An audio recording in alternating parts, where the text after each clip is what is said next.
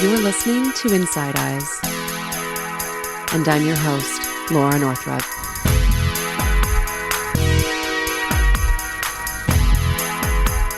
Hello, everybody. Laura here, welcoming you back to another episode. Well, a lot has changed since season 1 of Inside Eyes, hasn't it? Yep, we're in a pandemic. This is a really hard time, and I hope everyone is hanging in there. The pandemic has required a lot of change and adapting. As many people know, I had some big plans in the works for season 2. However, due to COVID-19, those plans will be postponed. Making a podcast is much more difficult when every interview has to be remote. And quite frankly, people are just really stressed out and going through a lot. So season 2 is in its pre-formed state and will continue to be that way for some time. However, today's episode is an anniversary episode. Yes, it's been 1 whole year since the initial release of Inside Eyes. Happy birthday to this podcast. It's an interview with a colleague of mine, Dr. Shanna Butler. She is a very fascinating and insightful psychologist and professor.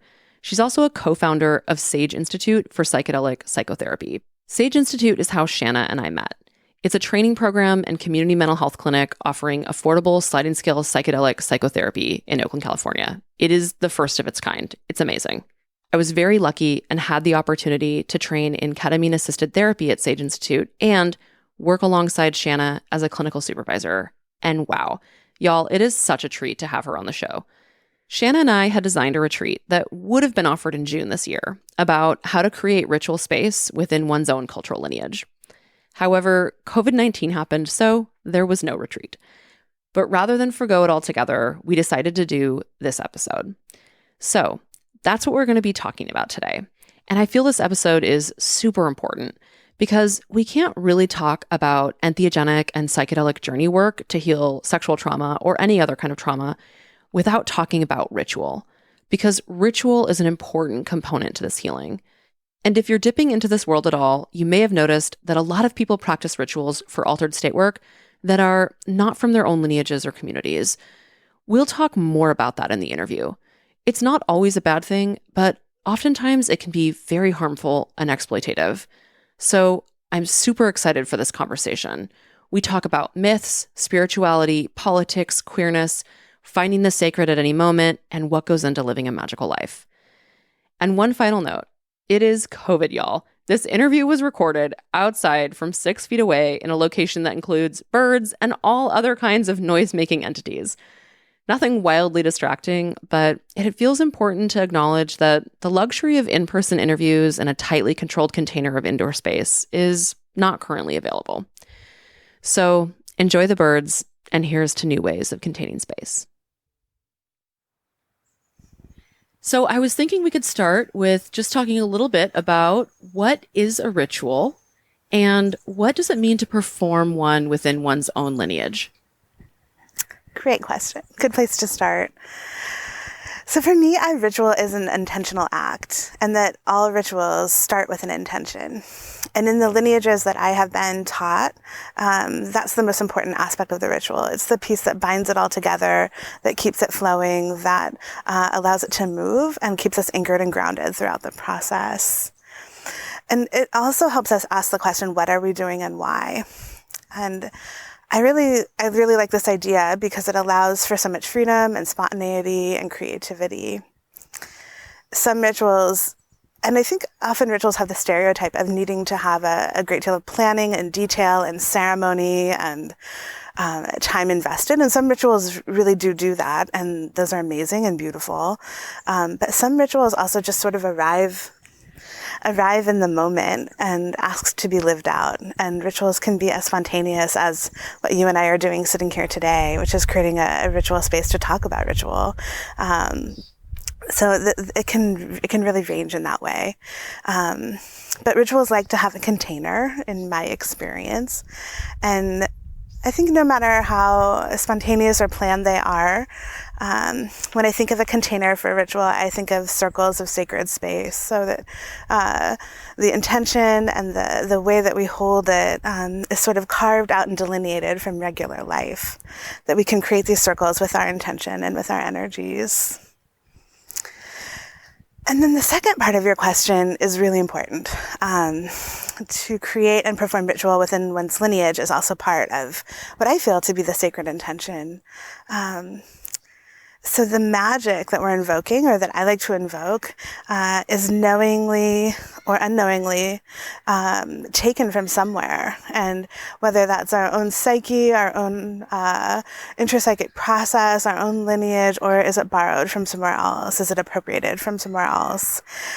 What kind of magic and healing are we actually creating if we don't really have an understanding of where it's coming from? And I think that that's where things can get really problematic, and groups of people and cultures can be really hurt by people just sort of taking and borrowing and doing so without thought or awareness or permission. That's a big one. And the result can contribute to, as we know, to more oppression, more invisibilizing of certain groups, more colonization, and more dominance.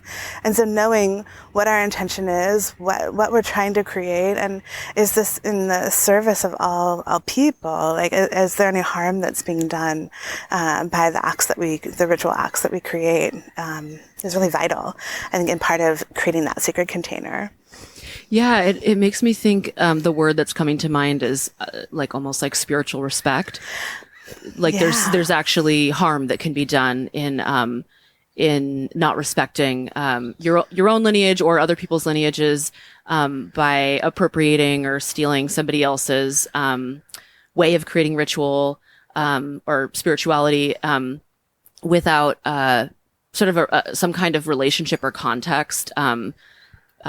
Yes, I think that's part of what I'm understanding you saying. Yeah, absolutely. Yeah. And then to get just kind of more into it, what are some of the specific issues around this, or sort of concerns around this, in terms of the use of psychedelics and entheogens?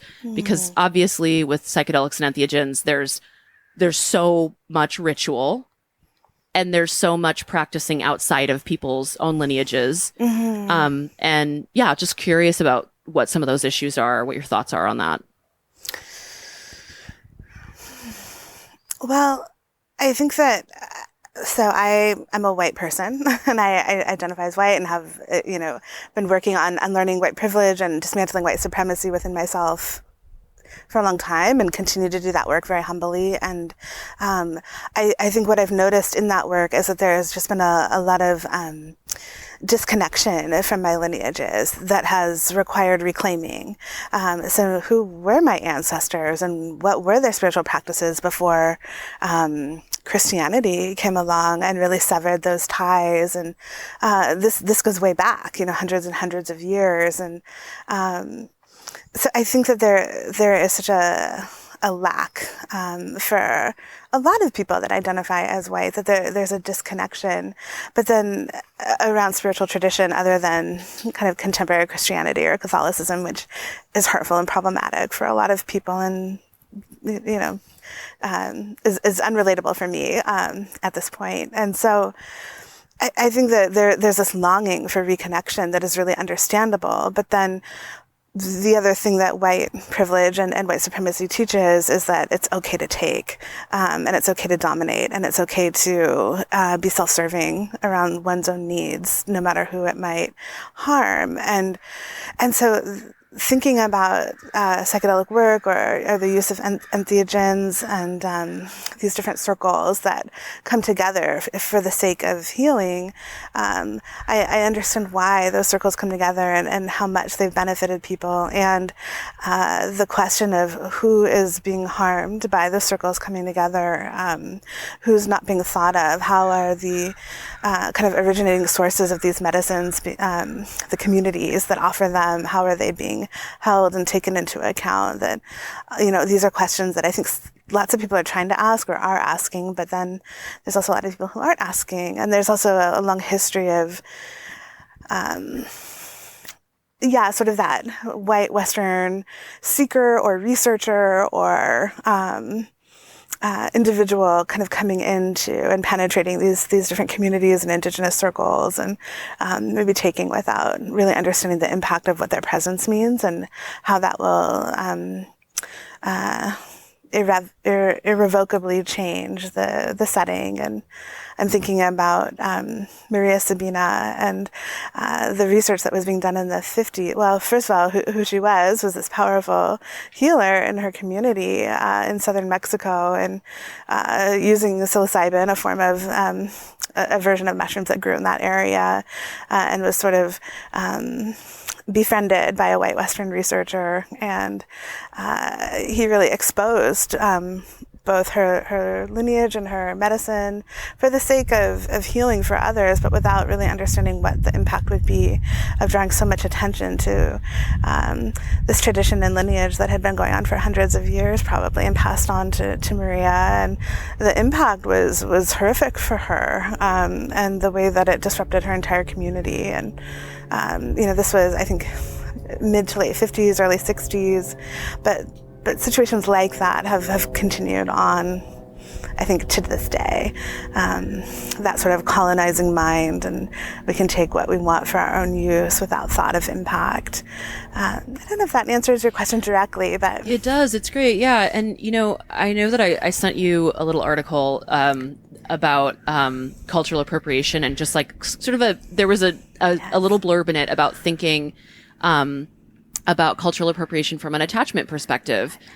And just, I know that this isn't like a fully formed sort of area of your expertise, but as you're talking and you're saying, that you can kind of understand why somebody who is so disconnected from their own lineage would be seeking out spirituality. And I think, a lot of white supremacy is obviously very spiritually devoid.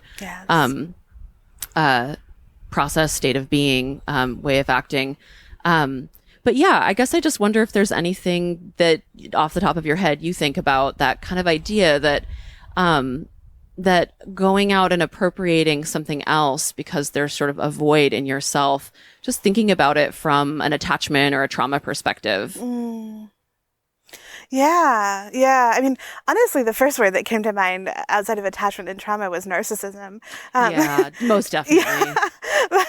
But those other pieces are certainly relevant too. And I think that the idea with narcissism is there's just such a lack of mirroring. That is the original wound, is not being seen by the people that are supposed to see us, which is very much an attachment wounding and a feeling of isolation that grows. And so there's just always this sort of hunger or longing to fill that space, to be seen, to be recognized, to be knowable in the world. And the process of being unseen is traumatic in itself, and then often I think comes with very specific kinds of traumas too. So events that have happened. So it could be something like emotional neglect, but it can also range into so many different kinds of areas of abuse, ongoing, developmental, and sort of these bigger incidents of trauma that happen. And it feels like an experience that happens very young, sort of no matter what range, what range of abuse or neglect was occurring. And that lives on and that carries on. I think about cultural trauma too, and generational trauma, and the way that carries forward, and that feeling of void, or how generations pass on the inability to really see and hold one another. So I think that's a really fascinating idea. And how do we heal attachment wounds, both not only for groups that have been systematically marginalized, but also for people who have really maybe benefited from privilege and hold dominant identities and do most, if not all, of the harming in our culture. How do we think about that from an attachment and trauma perspective, and both hold a compassionate accountability, and also the opportunity to really see and support someone in healing in a way that's not harming another group.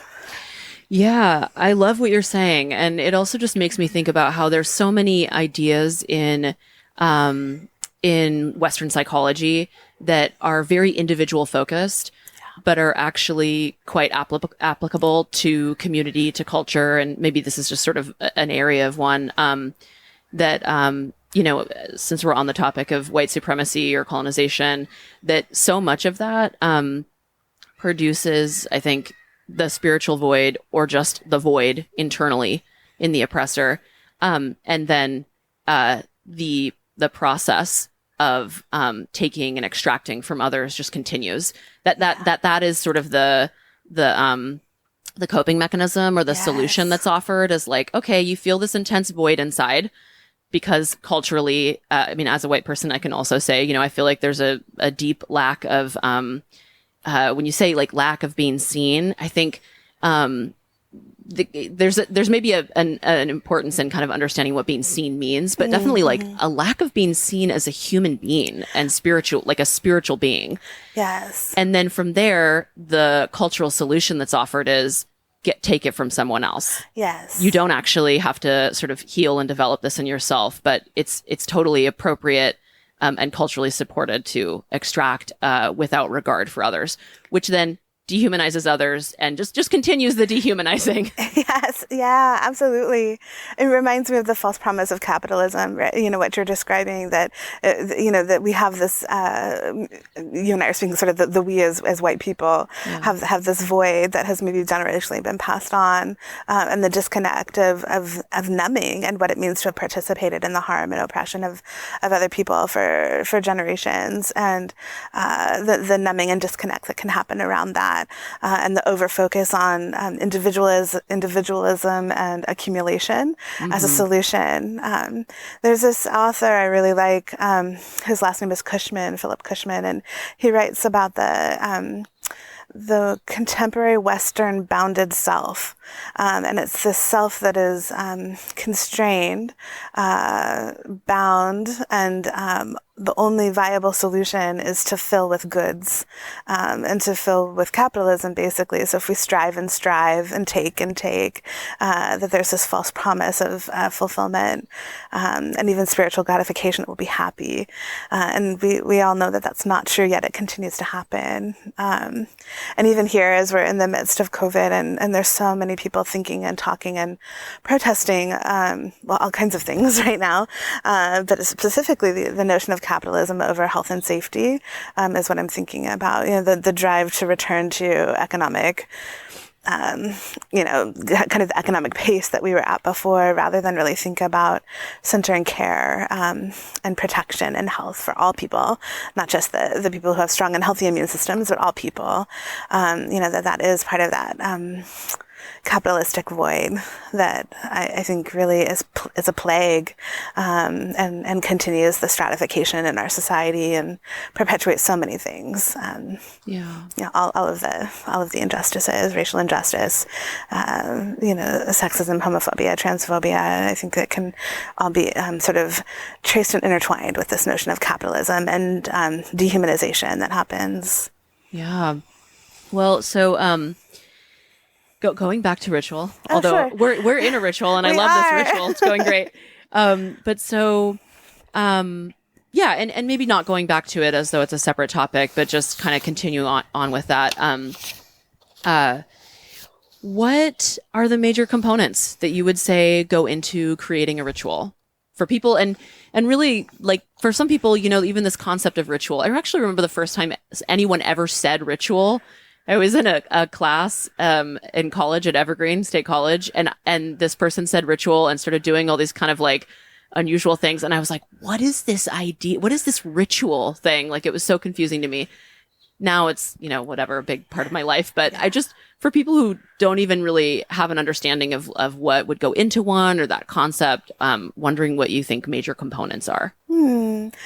I can relate to that idea of first hearing the idea of ritual, and honestly only really associating it. My family growing up participated in sort of like various aspects of Christianity and church, and that was really my only relationship to it. And then having like distanced myself from that long ago in my teenage years and really critiqued and I almost felt like I had to cut off spirituality in general, because my only association of it was these practices that felt, well, all kinds of things: harmful, dehumanizing, disempowering, judgmental. Yeah, there was a lot that was there that I had to unpack. But the idea that ritual I don't need somebody else to mediate my experience with the numinous. That's part of what ritual means for me, is that I don't need a holy person who's been designated. I don't need a pastor or a priest or anybody, that I can have a direct connection with what is sacred. That's a huge part of ritual to me. And that is sort of the reason why I turn to ritual, is to invite and invoke a moment or an experience or a time where myself on my own, or myself with others in my community, can connect in a more sacred way. It's moving out of sort of the day-to-day life and carving out a period of time where we're inviting in the sacred. And so components of that, as I mentioned before, intention is huge. Why are we doing this? Why am I gathering myself and others, or kind of crafting this space in this way? What am I trying to achieve? And also thinking about, like, whose help do I want? And when I think about help, it's both the seen help, who in my community can help with this, but then also the unseen help. And that's part of my relationship to spirituality, like the invisible lens, and my relationship to deities, my relationship to ancestors. So whose help am I looking for in this process? And that all goes into intention. And yeah, maybe, for people who have never been a part of a ritual, oftentimes people in the beginning area of the ritual will invite people to call in their ancestors, or people who are maybe even currently living, and just calling in their support, or calling in what people might call guides. Deities, just. So in a very concrete way, like naming, like who is here to help me. And I think that for me, the beginning of all ritual starts with an intention, and starts with inviting. But before that, actually, it starts with sort of like thinking about the physical setting, which is not so different than thinking about maybe people who are doing journey work in some way, thinking about the physical setting. Is this a place that can hold what I'm wanting to do? Is there energy that needs to be cleared out? How can I do that? There's some really concrete ways to do that. There's some culturally appropriate ways that hopefully we avoid doing that. But clearing out energy can look like just cleaning a room and giving it some love in that way, or movement and sort of stirring up the energy, clapping. It can look like lighting a candle. It can look like, I like to use herbs that grow in my yard to dry them and burn and sort of clear out with smoke. It can look like a lot of different things. And so clearing the energy, and then what I like to do is create a sacred circle. So I'm sort of designating an actual physical space. And I do that a lot of times with just my energy and my imagination and my hands. So this is the sacred circle. And then I can consciously invite in all of those helpers, the people who are there with me in the present moment, the unseen, the invisible ones. And, we're sitting actually, in my yard, and there's this amazing oak tree that's behind you that you've probably noticed, and it's over 100 years old, and she looks like an octopus with her long arms. And when I do ritual magic here, she's always a part of that. And so it doesn't have to be these really kind of like far away, distant concepts. I invite in the magic of this specific oak tree a lot. There might be other sort of beings from nature that signify part of the work that we're doing that could be invited in. Yeah, so those are some aspects of ritual. Having an altar, that's a huge one. And that can get set up in a very spontaneous way. I've had moments of, being at the ocean, which is a place that I love, and feeling called to do a ritual that I hadn't even planned. And, just finding some items that are just there, that were offerings from the ocean, and just setting them up in sort of a way that designates a space, and kind of naming that as the altar. Altars can also be pre-planned and very thoughtful. And I'm sure lots of us have seen really elaborate, beautiful ones. And altars exist across culture and across time. And I think of them as sort of anchor points for a ritual, a place to direct our energy, a place where we can put symbolic items that sort of hold the intention of what we're trying to invoke and create. It's a place to honor ancestors. It's a place to have gratitude. So people do food offerings. There's so much that can happen in an altar space. Altars don't have to be specific to ritual. I have them all over my house all the time. But they can be a really nice addition to kind of creating one together if you're in a group, or creating one just for yourself to, again, kind of hold the sacred energy of what's being created. Any other major components to ritual that you want to name? Well, then there's like, we set the stage, with the ritual, with all of these things. And then it's like, well, what do we actually do when we're there? And I think that can be as varied and as creative as the people themselves. And this is another place where sort of just naming what am I doing and why and where did it come from becomes really important. And, some people might have the idea that to do a ritual correctly, it has to come from some lineage that has been practiced for thousands and thousands of years. And that might feel true and right and authentic and part of someone's path to do that. There's nothing wrong with that, but it also doesn't have to adhere to that. And so it can look like just focused time. So we've created the space, we've called in the help, we've made a beautiful altar, and then we can drop in and focus on what it is that we're doing. And so that can look like dropping into a deep meditation space. It can look like trance work, which sometimes happens with musical instruments. Sometimes it just happens with breath. Sometimes it happens with psychedelics or entheogens as support for deeply dropping in. It can look like movement, and there's all kinds of beautiful examples of sacred movement or just spontaneous movement of the body. It can look like writing or creating art or sharing in a deep heart space. And I think that part of the ritual is what really helps us dive deep and find out what about our intention that we're supposed to learn? What are we supposed to bring back with us? Many people refer to the idea of a journey, and I think a ritual truly is a journey. There's a beginning, and a middle part that's kind of a deepening part, and then a coming back to the surface, or returning back to the sort of the day world or the waking world with the knowledge that we've gained from taking that dive. And so, it can be a scripted time. It can be a really unscripted time. There can be a leader who kind of guides somebody through a process. There can just be open reverie. It can be very creative. But mostly it's a time of listening and receiving, and really allowing ourselves to move out of cognitive mind, thinking mind, grasping mind, the kind of mind that is really sort of active for most of us most of the time, and being in a receptive mind. And it's sort of the other side of prayer, right? There's the speaking and the naming, and then there's the listening and the receiving. And that whole arc is really important. Anything you want to say about the ending of ritual or closing? Yeah. Or life after the ritual, too. Oh, sure. Yeah, I think that we've gathered and done these deep dives, and sometimes this part can be forgotten, but one of the most important parts of closing ritual is gratitude, and really thanking at all the supports that were present to align and be useful and helpful. That includes thanking oneself for being willing to be brave and go into those spaces, and thinking the energies and the supports that showed up, the visible ones, the invisible ones, thanking the land and honoring the land that you happen to be on, and knowing whose ancestral land that we're on specifically can help. Like here we're talking to each other from Pomo land, and so acknowledging just the kind of the physicality of the land, but also maybe whose land it was, thinking about social justice in that way.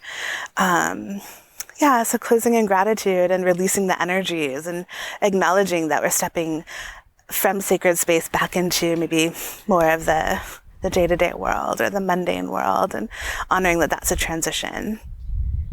So for people who are attempting DIY healing with psychedelics or entheogens, what kind of purpose can ritual serve? And I partly ask that question because there's a lot of people who go towards psychedelics and entheogens in a way that maybe isn't consciously creating a ritual. Like it's just like, hey, we're gonna go out with our friends and do this thing, or I've heard that this is really healing, and so I want to try it. But I'm wondering about what it means to consciously create ritual around those things, and how it actually might help or support people who are doing that kind of work. I had a teacher who would share this funny image, and it's coming to mind right now, so I'll share it. And she would say that doing any kind of work like that, healing work, or what I would consider magical work, work with psychedelics and entheogens, is invoking something really strong and powerful. And she would say that doing that without intention and without circle and without protection and grounding, which is what ritual really offers, is like wandering around in an alley naked at 3 a.m., and you just don't know what's going to happen, and you're so vulnerable. It's dark, and you're alone, and not protected well. And I know it's sort of a silly image to think about, because most of us wouldn't do that.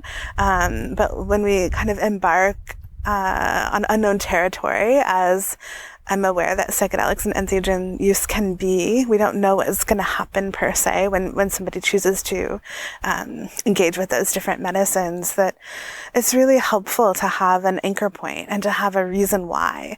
And the reason doesn't have to be super specific. It can be something like, I just want to have more insight about what's happening for myself right now, or I want more insight about this specific era of my life, or this time period, or this event that happened. And to be able to do that gives a grounding point. And then to be able to come together, if there's a group of friends or community that are doing this sort of DIY healing together, to come together and be able to share that intention and hold it as a community, and to kind of name, we're doing this together, and we're in this together, and here are the ways we can support each other and support ourselves. And I think it disrupts aloneness, and helps if or when things start to kind of shift in an unexpected way, or feelings come up that are really strong, or memories or images come up that are kind of scary, we can go back to those places. They're points to hold on to. Yeah, I think for anyone who's kind of deep up and doing this type of work can probably relate to that little sort of image and story, just that you don't realize how important a container is until you don't have one. Exactly. Yeah. Yes.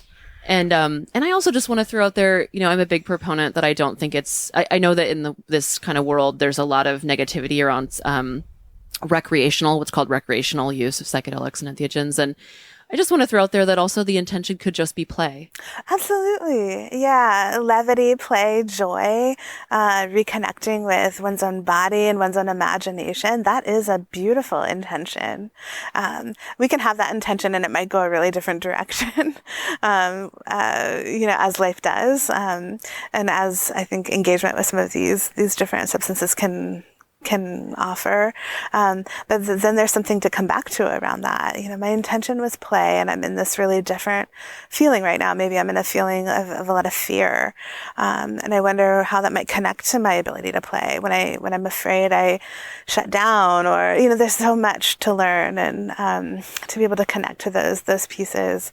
That doesn't necessarily have to happen either, but it can help. Yeah, it's another form of a guide that can walk with us in these unexpected places. Yeah, it makes me think about how there's your conscious intention, and then there's maybe your unconscious intention, or the intentions that are floating around in you that also have a voice and can also kind of push an experience in a certain direction. But also, I love what you're saying, that your intention can be an anchor. So even if your intention is to play, you set up a little ritual, and you, for maybe example, use MDMA, and then you go on a journey that doesn't look like play to you. Just really the surrendering into, what does this actually mean about my intention? I hear you kind of drawing that connection that, you can kind of go into, like, okay, yeah, what is stopping me from playing, or what is important about this experience that relates to my play or my intention? Yeah. Yes, absolutely. It's all connected. It's all there for us to hold on to think about, to nurture. Even if it feels really far away from where we originally started. I think there's so much to learn. So for people who have trauma histories, what are some important things to consider in creating a ritual? I think that's really important. I guess I just can't emphasize enough the importance of safety in the container. So that doesn't mean that spontaneity can't occur. But taking a few moments to really think about how am I feeling in my body right now? What is my relationship to maybe embarking on this particular journey or medicine work, and who is with me right now, and how do I feel about that? So taking a few moments to really ground and collect oneself and think about kind of the conditions that would be optimal and the conditions that maybe aren't feeling very optimal, and what can be done to increase a sense of well-being and holding in those moments. And I think that constructing a ritual space, and again, coming back to intention, just really allows for that, to be able to know that, I think for some of us who have trauma histories, myself included, that there's maybe just a different way we can offer ourselves care by taking some time to really notice and notice what we need, and allow that to be okay. For many people that I know personally, and then in my professional work as a psychologist, there can be a way of really discounting the truth of our needs, because it might be feels inconvenient, or other people don't have the same needs, or we judge ourselves or have been shamed for having needs, or part of our trauma is that our needs were totally violated, or disregarded, or made fun of in some way. And so it can be a really charged thing. But when we go into these spaces, the way in which we feel as we enter into these spaces is so vital. And to allow that to be part of it, that I feel, good doing work with these people in my community, but not these people. And it doesn't have to be a judgment about who those particular people are. It's just sort of what you need. Or I like small spaces rather than big spaces, or I'd prefer to just do this work with one person, or just with a therapist, if we're thinking about doing particular healing around a certain memory. That ritual space can happen in therapy. I think of therapy as a ritual every time I meet with someone. Absolutely. Yeah. Yeah. Yeah, what you're saying makes me think about, something that I hear a lot from trauma survivors, especially in the world of doing this altered state work, is there's such an intense need for healing, and there can be kind of a rushing into it, and kind of a like, okay, well, I found this guide that I can work with, and even though I don't feel good about it, it's the only guide I found, or okay, like, it's just different things where it's like there's such an intensity around getting the healing that there can be a lot of kind of pushing past needs, protection. And I like what you're saying, because so much about trauma, and especially for people who are listening to the show, I think a lot about trauma, or a lot of things that happen with trauma, are not being protected and not having all of your needs met. Yeah. And so to then create ritual space where you're not protected enough and you don't have enough of your needs met, there's a question of what kind of healing is going to happen in a space like that. And so maybe just I'm echoing you and just kind of adding the importance of really taking seriously, if you're trying to actually heal something and do it differently, you actually really just have to go hard on doing it differently. That's such a good point. Yeah, absolutely. And if we're bypassing our needs, are we actually doing healing work, or are we just kind of repeating a trauma pattern in our lives by bypassing needs again and again? And perhaps the ritual is to be able to say, no, I have a different need, or not this person, or not this space. Even before we embark on the specific thing we thought we would be working on in general, that might be the work itself, is to really just claim and reclaim the legitimacy of emotional and physical safety, even if it doesn't make sense to others, even if it's unpopular, even if it feels disappointing to yourself or anybody else. That is a huge part of the healing work. And then we get to show up fully and be held in a way that feels totally congruent, or as congruent as can be. Maybe I should say it that way instead. But if we know that we're consciously kind of denying ourselves something that is so foundational to healing, it really kind of sets us up at a disadvantage. Okay, so in terms of people practicing within their own lineage, I wonder if there's anything you can say for people who really don't know very much about their own history, or if that history's been lost, or in the case of people who have no information about, maybe they weren't raised by both of their parents, or maybe they were adopted or kind of severed from their lineage somehow. Just like, how can people learn about their lineage? And if there's a way that learning is disrupted, just what are solutions to that so that people can practice in a way that is connected to something, beyond their own life? Yeah, that's a great question, and I think that there is, in the age of the internet, there is so much available in terms of research, and even what are all those tests? Like genetic. Oh, genetic tests. There's so much that's available that wasn't as available before, and so there are maybe some ways to get a little bit of information if sort of direct lineage to biological connections isn't as possible or not possible at all. So that can be something folks sort of endeavor on. But I think that there's something just about the offerings of the natural world. And the sacredness of nature that is always present and always has been well before humans and well after humans, that offers just endless creativity and endless imagination. And we don't have to look to these practices that maybe don't fit or don't belong to us, or we feel a disconnection to. We can look to what's happening around us right now. And I think most of us can relate to the experience of awe and beauty that is offered by, a gorgeous flower, or watching like bees in the garden, or the power of ocean waves, and allow these sort of real aspects of nature to also become metaphors and anchors in ritual process. And for me, that's been incredibly helpful.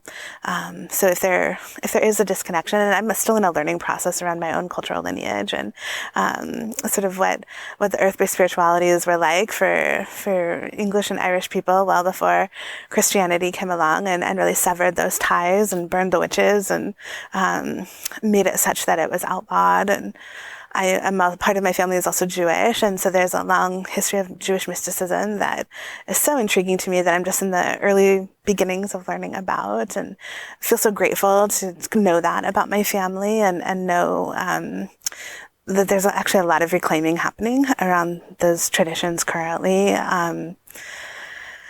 So I think those would be some of my recommendations. And then I also think about my queer identity, and I think for the queer community in general, there has been such I don't know if I'd call it a foundational aspect, but there's something about queerness that is all about self-invention, and about self-expression and a claiming of identity that's not visible necessarily in these more heteronormative narratives that say this is a legitimate life or this is a legitimate way to be. That to identify as queer for me means to have really work to find out what is true for me, and the question of authenticity and beauty, and to be able to live in that. And I don't think that's so different than spirituality. What feels true, what feels authentic, what feels like me, and to get to claim that. And I don't have to claim that on the backs of other people. I get to claim that as like me authentically in this moment. So there's a way in which allowing ourselves to sort of unfold, regardless of sort of concrete knowledge about lineage, I think can be a really beautiful process. And that doesn't sort of disconnect us from the responsibility of asking important questions, as we talked about earlier today in this conversation, about why do I think this and where did it come from, and potentially who might be harmed, but to live in that place of authentic expression and to claim that as a birthright. I get to be me, and whatever that looks like. And spirituality is an important part of each one of us. Yeah, part of what you're saying makes me think about how there's so much sensationalized imagery of ritual, both in movies, media, sort of all the way from being a kid. I can remember so many different stories or movies or things that sort of make ritual experiences seem like they need to be almost like exotic for them to be real. And then I see that now, there's sort of this way that consuming something exotic actually makes it more powerful, or there's sort of this narrative that that's what ritual is. And I love that you're just talking about, part of your ritual could be something that's actually just right in your everyday life. And in fact, that's really powerful, and that we can create our own rituals, and they're very, very powerful. This sort of concept that something needs to be really sensational or fetishized or exotic or not completely understood and outside of you, that's just a narrative. And I would say it's a kind of a white supremacist colonizer narrative that comes from that same place we were talking about, that void. Yeah, that ritual is not about consuming a product outside of you, but that's so much of what we've been told. So I just love that you're kind of bringing it back to, I think a lot about sort of the sacredness of the mundane. Yes. And just like how, and maybe this is also something that's really relevant right now during our COVID-19 pandemic of just, for a lot of people, we're really just in a state of life where we're around all our own things. For a lot of people, there's not more purchasing going on. There's not a lot of activity happening outside of, kind of your more contained space or your pod or whatnot. And yet there's simultaneously so much going on that really there's such a need for spiritual groundedness right now. Always, but in terms of navigating, that we're in a pandemic and people are dying and sickness is happening. And we're also in the middle of a really powerful, beautiful uprising around Black liberation. And so all these needs for spirituality, and simultaneously, I think there's so much about being just kind of in the mundaneness of our own lives. And just, I love what you're saying. And I'm just sort of like loving that kind of coming back to, there's something so sacred, even in all the little moments of daily life. It doesn't need to be something outside of you, or outside of your community or your culture in order to make it special and magical, really. Yes. Yeah, I really appreciate that connection that you're making, kind of back to capitalism. And there is this idea, if we have the right things that we've bought, or if we can travel to the right country or work with the right kind of like a sacred healer that's sort of far away, or find the right medicines, or then that will be the thing. And that's not to say that some of those things don't help. I can appreciate the way that people have maybe been healed in certain ways by being introduced to ideas that are really different, if that's being freely shared and offered by that culture. But the magic, the ritual, the sacredness is all around us all the time. And I think that this COVID-19 shelter in place has certainly brought that to the forefront. And I happen to be pregnant kind of in the midst of all of this, and as you know, and not visible to your listeners, but that has been a really interesting ritual and process that is so private. It's just happening inside my own body, and then being at home mostly, and taking kind of even more precautions around just being at home, that it is this really private ritual that's sort of mostly between myself and this little being that I'm growing, and between my partner. And one beautiful ritual is just every time they move, I feel this deep connection, not only to them being inside me, but also like a creation process. And it's really quite phenomenal. And it's not something I have to reach for outside of myself. It's just already here. And that's just sort of one example, that's certainly a pregnant process isn't necessary to find the sacred. We can find it in everything. As we were sitting here, a hawk flew over both of us, and just like a beautiful hawk blessing. There it was. We didn't have to look for it or ask for it or order it online. Like it's just kind of who showed up to kind of be here with us, and the hawk energy that bird brought in this moment. And, I think of hawks as perspective. And so, we're talking a lot about taking a bigger perspective around what is attainable, what is accessible, what do I have the right to kind of deem as sacred? And that's really anything. I think that the harm that some of these sort of more mainstream religions has taught us, and I mentioned this earlier too, is that we need someone else to mediate our sacred experiences for us, and that's just not true. It's here right now all the time. Thank you for that. Well, so I know that you're ready to talk a bit about a myth that we discussed beforehand, and that we're just going to talk about the significance of it and meaning of it. And I'm excited to hear more about what myth you chose. Oh, great. Yeah, thank you. And I'm excited to bring this aspect into our conversation. I think that mythology and storytelling has been, again, a part of, all cultures across time and history. And the symbolism that can be evoked, the archetypal symbolism is often so generative. And thinking about ritual, that working with a particular story can actually be a great way to ground and anchor a ritual. And so in thinking about our conversation, there was a lot of myths that came to mind, because so often mythology holds this sort of meta archetype of a journey. So the myth I wanted to talk about today was the Demeter-Persephone myth, and that's a pretty common myth that most people know about. It comes from Greek mythology, and what often is focused on in that myth is the relationship to mother-daughter, but that's not the part I'm as interested in terms of our conversation today. The part of the myth I'm really interested in, so the story goes that Persephone was playing in a field, and she was sort of young and naive and hadn't yet maybe been exposed to the world in such a way that she would have an awareness of harm that could happen to her, or that bad things can happen, or that she isn't always going to be under the protection of her mother.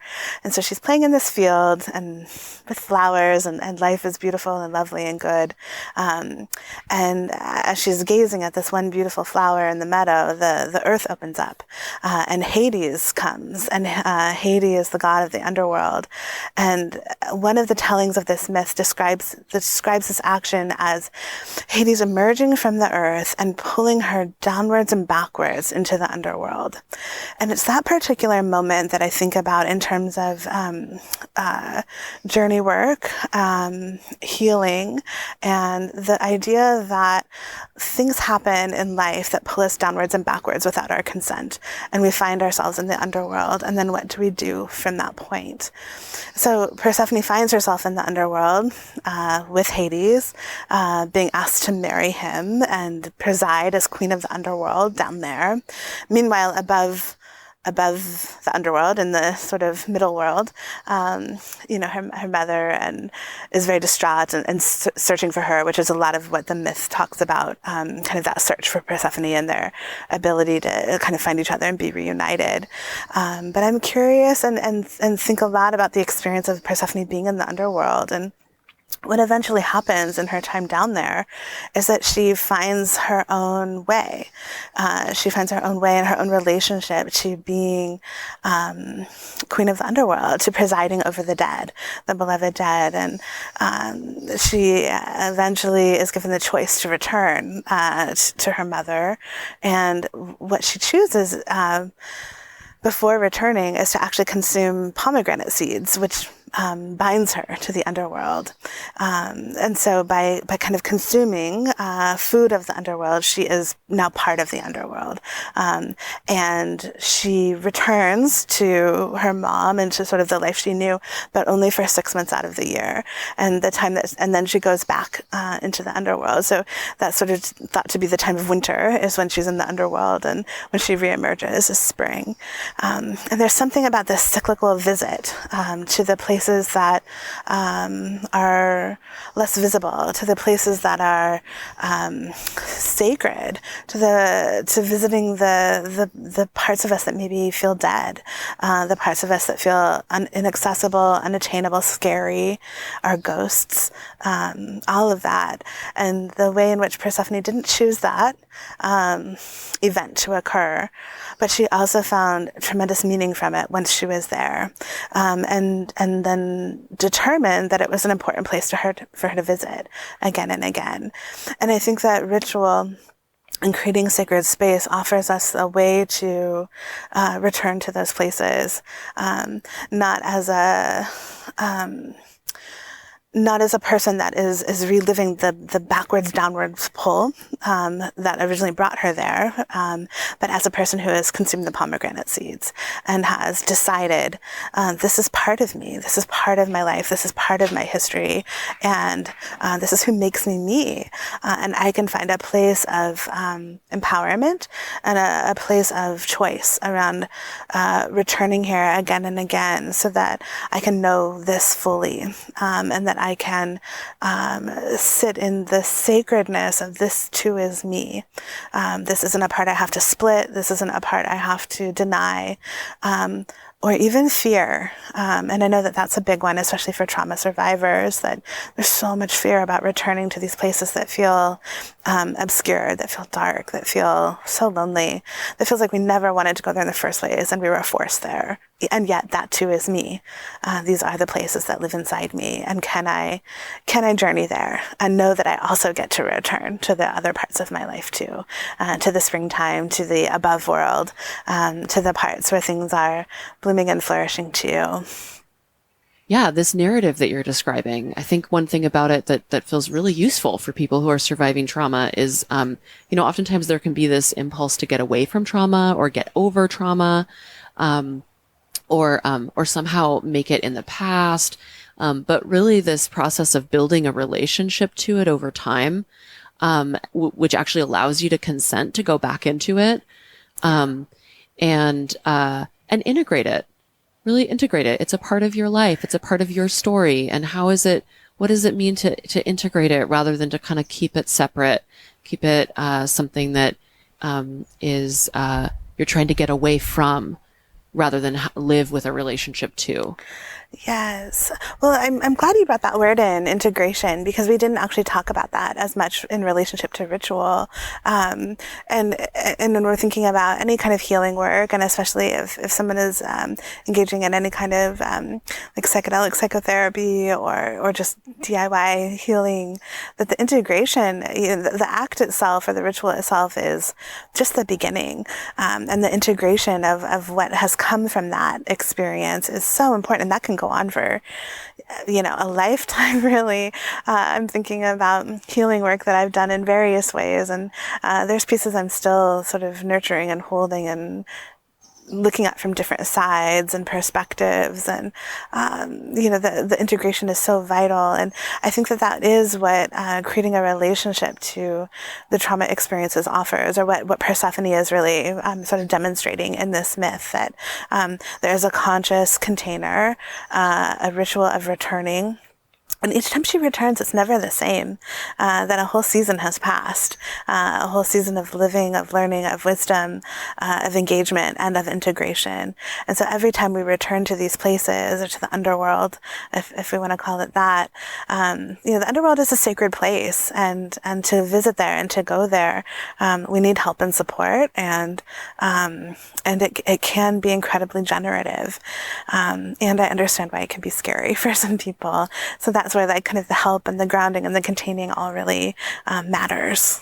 Yeah, and Persephone is the goddess of spring. She's the goddess of the underworld. Oh, the goddess of the underworld. Yeah. And there's no relationship to her being being the goddess of spring. I think that maybe also, yeah. I would have to check about that a little bit more, but she is the reason why spring comes. Yes. Yeah. Well, okay. Regardless, I'm outing myself as not knowing very much about Greek mythology, but I don't know all the details perfectly. Yeah, and I know sometimes they can be lots of tellings, ruling many things, but so and lots of tellings, yeah. But so just noticing also that from that deep underworld work comes life. Yes, absolutely. Yes, that there is a dissension, and this is another sort of kind of meta theme amongst lots of mythology. There's a dissension, and then there's always an ascension. We dive down deep, and then we get to come back. And having a way to come back, I feel like I'm just sort of repeating a thing we've talked about a lot, but having a way to come back is the ritual itself. also. That is the container. It's we sort of leave the trail for ourselves. This is my way in, and this is my way back out.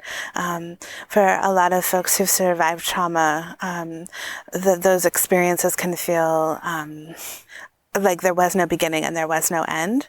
And this is a way, again, of sort of reclaiming that I'm consciously doing this work. Here's the beginning, here's the middle, here's the end. That there will be a spring that happens. All things shift and change. All feelings shift and change. And even our relationship to horrific trauma events can shift and change. Is there anything else you want to say about this myth in relationship to ritual, or if you would use this myth in ritual? Oh, sure. So some concrete ways you might use this myth in ritual. We talked about sort of who do we invite to ritual. Well, we could invite the archetype of Persephone. We could call her in. You could put pomegranate seeds on your altar. You could have flowers that represent spring. You could have symbolic items that maybe represent the underworld, whatever that might look like. Right now, what's coming to mind for me is kind of earthy-looking rocks. So I might put that on my altar as a representation of the dissension part, and then the flowers as a reminder of coming back up, and that I'm going to do both. I'm going to go down deep, and then I'm going to return. We could eat pomegranate seeds as part of a sacred opening to the ritual.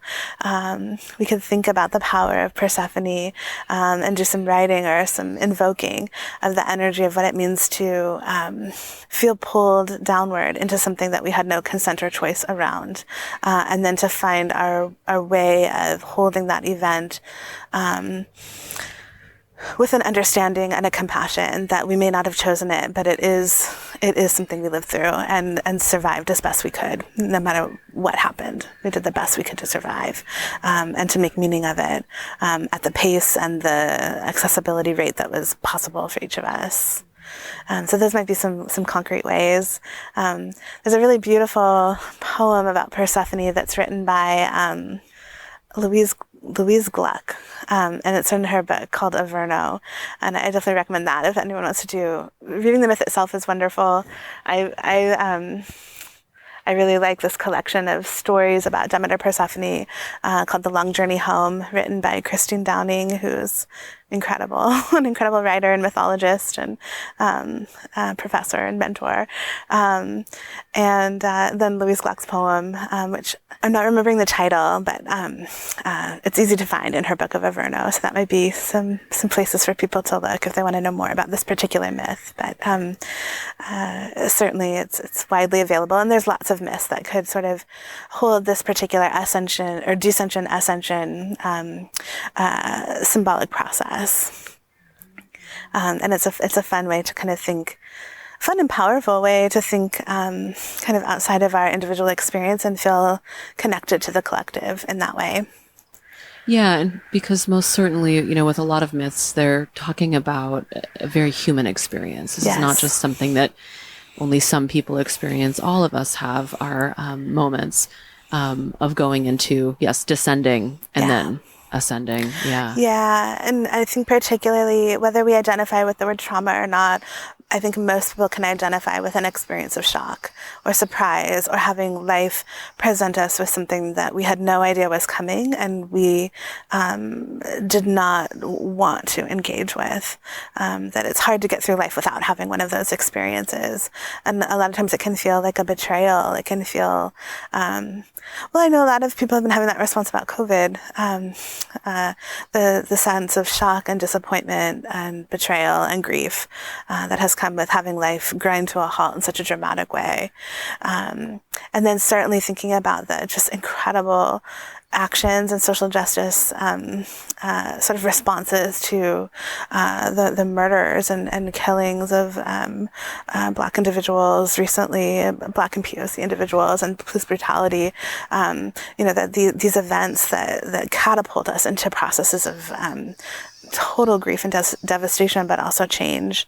That they're meaningful and they can provide a way forward that isn't necessarily expected or chosen, but can reap such an incredible benefit and reward.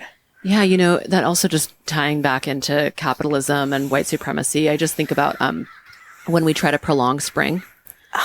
And because, as you're talking about the police killings, and really, I mean, obviously, I think we both know that the most recent police killings of Black people, that is going so far back. Police killings, lynchings, Yes. slavery, this colonization. That there's this really, really long lineage of that, and just that there's this thing that I think happens in dominant culture where there's sort of this fantasy that some people are going to be able to live in spring and other people are going to live in the underworld. And we're going to kind of keep it separate and not have to go. Like, if I have a lot of money, I can always kind of buy myself into joy or pleasure or a way. But the flip side of that is that a bunch of people are also being exploited and oppressed in order to maintain this capitalist system where some people can have amass and accumulate wealth and possessions. And then for people who are experiencing trauma or oppression, the just being forced to kind of confront that reality all the time. I'm just thinking about the schism that creates, and then the request on either side for that to change, for us to kind of live in a more cohesive sense of humanity, that to really look at the exploitation, the things that we want to deny, and look at what sort of trying to prolong spring actually does. Just thinking about that on a kind of a cultural level of that process and how it does not create healing for anybody. Trying to prolong spring, never wanting to go to the underworld, or also being a person who is kind of forced to always live in the I'm looking for the right word, but just like the really awful parts of what this system creates, living in poverty or living in areas where there's a lot of pollution, living within a system that creates laws and policy that just harm people. I think that's a really important point that we're arriving at here, thinking about the collective and the inherent privilege that comes from being able to live in spring, or prolong spring, or feel like there's not an underworld that's also waiting for each one of us to reside in, to visit, to find our own kind of place of sovereignty and even kind of like nobility in that individual space of owning the parts that are hard as well as the parts that feel joyful. And then if we are essentially refusing, if I'm refusing to look at my own shadow and look at the ways that I impact others, that I'm perpetuating, absolutely injustice and harm. I'm perpetuating racism. I'm part of the problem. And so how do we all sort of step forward and become aware that we're so deeply interconnected, and that my actions aren't just about me, but that they deeply impact all of us. We're all a web of interconnectedness, and really feeling the deep interconnectedness of shared humanity, and the healing path that we're all on together. Yeah, thank you so much, Shanna. It's been really lovely to talk about all of these different things, and I feel like we could go on forever about sort of analyzing this myth and applying it to the larger culture and whatnot, but we can pause here. And thank you so much. And for people who are listening, I'm really wanting to encourage people who are interested in deepening their relationship to ritual and their own lineage to do so. And I guess I'm wondering if there's anything else you want to say to listeners about doing this work, or what it means to practice within your own lineage. Well, thank you for having me. First of all, this is such a fun thing to talk about. I'm so glad to be here. And what's coming up for me is actually this sticker that I found a long time ago in a piercing shop. But it lived in one of my cars for a long time, and the sticker just said simply "Be the ritual," and I think that would be maybe a final thought, that it's not a faraway practice, that we can live our lives as a prayer, as a ritual, as a sacred being interconnected in this world, and that we can choose to live our life as a magical act, as a sacred and ritual act, and we can do so in a way that's in alignment with our own integrity, our own values, values and our own, hopefully, deep commitment to a just world and a social justice practice that's also part of our spiritual practice. So we can be that ritual that lives itself out every day, all the time. Maybe people can hear the owl. I think the owl's agreeing with us, but right now, there's just a live, animate world available. It's just how we choose to take up the perspective and live it that makes the difference. All right, everyone. Thanks for listening. If you enjoyed this episode and you want to support the show and a second season, please share about the show or this episode on your social media and leave a review on iTunes. Both these things really help to support the show. And if you want to stay connected to me and find out more about what I'm up to, find me on Instagram @Laura May Northrup. Until next time.